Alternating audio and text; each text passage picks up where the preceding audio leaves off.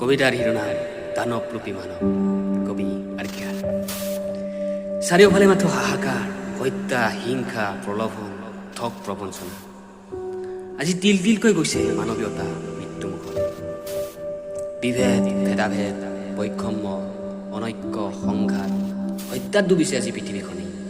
কাৰণ মানুহে মানুহক নিচিনা হ'ল আৰু মানুহবোৰ যে সঁচাকৈ দানৱলৈ ৰূপান্তৰ হ'ল। মানুহে মুখাৰ আঁৰত মুখবোৰ আজি ঢাকি ল'ব লগা হ'ল।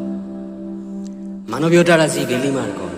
কত যে কণ কণ কিশোৰী নিজৰ সপোন, আশা, জীয়াই থকাৰ হেঁপাহ আঁতৰাই ধৰ্ষণৰ বলি হ'ল।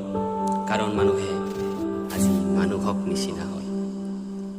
আজি দেখিছোঁ কি ভাই ভাই মাজত ৰণৰ তাণ্ডৱ কৰিছে, মাতৃকাঘাত কৰিছে, ভাতৃকাঘাত।